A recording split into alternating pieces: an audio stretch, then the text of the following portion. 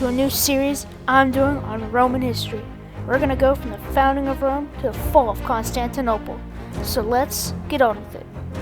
But first, we need to start with some mythology. So, remember Troy? That city that was pranked by the Greeks with a giant horse? Yeah, that Troy. I'm not going to get into the details of the whole Trojan War, but to sum it up, the Greeks and the Trojans were pissed at each other, both fought some battles, Achilles died, and then the damn horse was brought into Troy. And the city soon fell to the Greeks. Aeneas was a Trojan who didn't die to the Greeks. He gathered a group of Trojans and had an adventure all across the ocean. And later, he stopped by the new city of Carthage, ruled by Queen Dido. Aeneas and Dido did have a relationship. Aeneas eventually had to leave, and this really had an effect on Dido. She committed suicide by stabbing herself with Aeneas' sword, and cursed Aeneas' descendants and her descendants to war, setting up the Punic Wars. But after the Carthage shenanigans, Aeneas landed in Italy. After a quick stop in Sicily, the Trojans landed in the domain of King Latinus, Latium. Another king of a neighboring land was pissed off at Aeneas and allied with the Etruscans to defeat him. Long story short, they got annihilated, and Aeneas was able to chill in Latium, become the king of the Latins. When he died, his son, Ascanius, became king of the Latins, and founded Alba Longa, which was just southeast of the future city of Rome. 1, 2, 3, 4, skip a couple more, and now we are in early 8th century BC. Alba Longa was now ruled by King Numitor. It didn't really work out well for him though, because his brother, Amulius, usurped the throne and kicked out Numitor. Numitor's daughter, a Vestal virgin, had children with Mars, the god of war. These children were the legendary twins, Romulus and Remus. Of course, Amulius viewed the twins as a threat to his rule. He ordered them drowned in the Tiber River and floated them to their fate. But they didn't die, because the river god, Tiberinus, saved the twins and prevented them from drowning. Those boys were dropped off to the place where one of the most famous cities would come to rise. There, they were fed by a she-wolf in a cave before being taken into the care of some shepherds. Over time, the boys became excellent leaders. When they got older, the boys made a common error made today. They got involved into politics, specifically between Numitor and Amulius. Remus got kidnapped because of this and was brought to Alba Longa. There, both Amulius and Numitor realized their identity and the twins' future. Meanwhile, Romulus gathered a group of people to take Remus back. Romulus then rescued Remus, killed Amulius, and restored Numitor to the Alban throne. Then the twins decided to build a city of their own, the place where they were rescued by a she-wolf. Future Rome. However, as all siblings do, they fought. Remus wanted to build Rome on the Aventine Hill, while Romulus much preferred the Palatine. They decided to ease tensions and resolve the conflict with a bird-watching contest. I know, very anticlimactic. But anyways, Remus saw 6 birds before Romulus saw any. But then, Romulus saw 12 birds.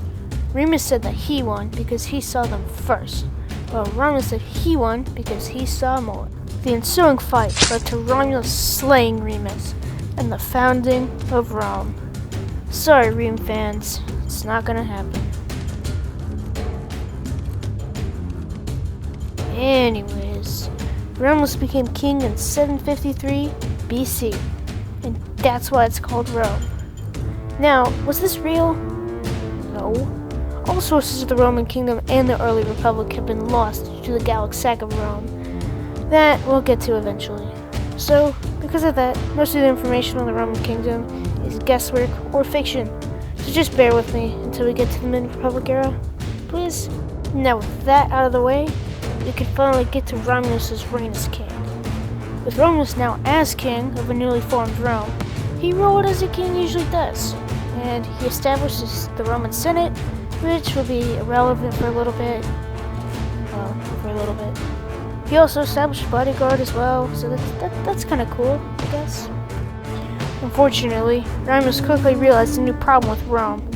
There weren't a lot of women in the new city, which means that Rome would die in a generation rather than lasting through thousands of years. So, Would Rome die in a generation? Well, we know the answer, but Romulus didn't at the time. To address this major issue, Romulus first tried asking the local barbarians, but they were of no real help. Romulus then decided to take the one, only logical approach to this massive issue. Romulus was going to set up the best party in all of Italy. All of local Latium was welcome to join Rome at the best party in history. Some Latins accepted, including most famously the Sabines.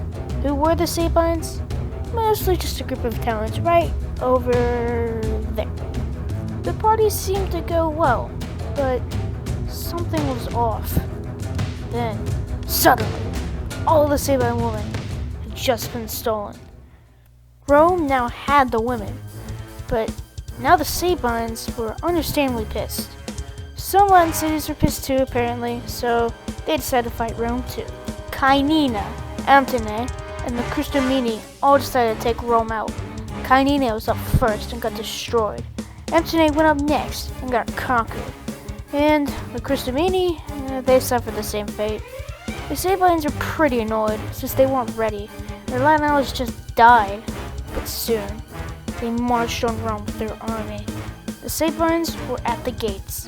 The first battle for the fate of Europe began here. The Sabines outnumbered the Romans and pressed the walls. It should be noted, however, that Alba Longa sent reinforcements to Rome. Just wait for Alba Longa during Tullus Hostilius' reign. You won't like them. Eventually, however, the Sabines broke through the city gates and advanced throughout the city. Skirmishes broke out, but nothing decisive. Yet. A little side note before we get into the action. The Sabines were led by Matthias Curtius, while the Romans were led by Hostus Hostilius, the descendant of a future king of Rome. But soon, the skirmishes ended, and the warriors entered the Battle of Lacus Curtius. The battle seemed even at first, with the Romans pressing the Sabine flanks, but being pushed back by the Sabine center. Fortunately, the Romans were able to stabilize their line. Meanwhile, Remus directly engaged Matthias, the Sabine leader. Matthias was wounded as a result. The Sabines retreated but would launch a second assault. The Sabines gained ground again, but the result was no different. The Sabines retreated uphill as a result to reach safety in a captured citadel. The Romans decided to charge the Sabines. The Romans nearly broke, but Romulus' spirit kept the line from breaking.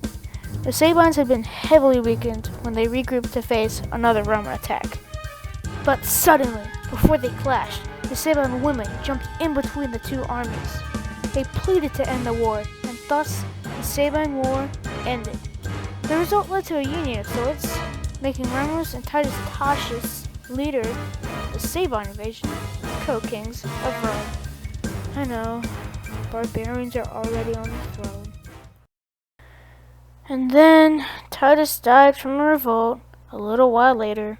Romulus, the madman, kept the alliance with the city Titus died in. Hey, remember Fidenae? Well, it's an Etruscan city that was just conquered by Romulus.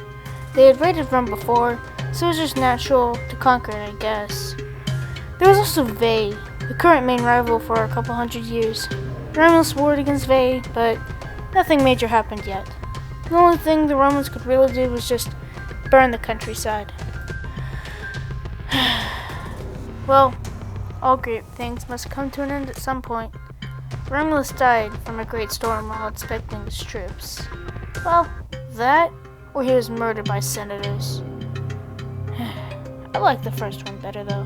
Romulus ruled Rome for over 35 years as the first king of Rome. After hard beginnings, Romulus and Remus restored the Alban throne. Romulus built Rome after slaying his brother. Romulus set many precedents that shaped Roman culture. He defended Rome from the many barbarians that surrounded it, and now he was dead.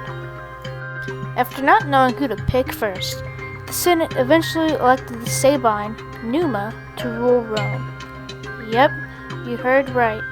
Rome was ruled completely by a barbarian. He wasn't trash though, so there's that. Numa, instead of being a warrior like Romulus, he was a calm religious man, so there's that. One of the first things he did was to abolish the bodyguard Romulus had founded. After doing that, Numa set up many temples and religious institutions. One of these institutions was the title of Pontifex Maximus, who was the high priest of Rome.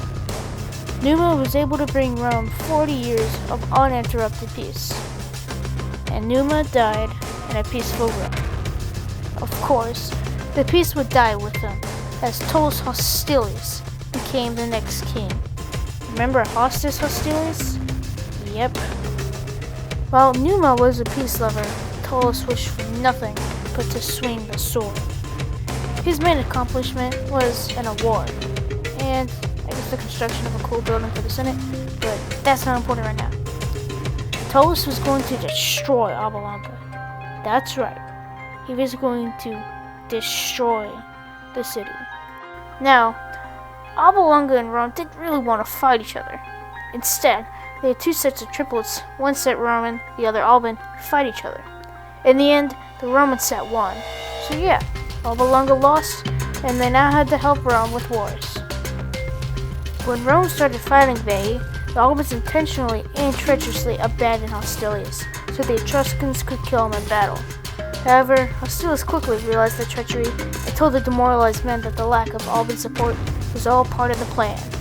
Strengthened, Rome won the day, and the enraged Hostilius turned his attention from the Veiites to the Albans. He had the leader of the Albans executed, but more importantly, Hostilius decided to end things, once and for all. His army marched to Alba and destroyed the city. And so, the tale of Alba ends here, I guess. The story of Tullus Hostilius also ends here, and you'll see in just a second. As he grew older, he had to die at some point. Although there are disputed ways on how he died, just know that he didn't die peacefully. Apparently, he worshipped Jupiter the wrong way. Because of this mistake, Jupiter struck Tullus Hostilius down with lightning. He won't be the only important Roman to have died from lightning though, as you will see in the future. Well, that, or Tullus was murdered by a bunch of politicians. But I like the first option better. With Tullus's death came the end of the founding days of Rome. The monarchy itself would hold 4 more kings, one Roman and the others barbarian, unfortunately. As the barbarian kings became disfavored by the public, a revolution would start that would change the course of all of Western history. Soon, the Roman kingdom would die, and something even greater would rise from the ashes. See you next time.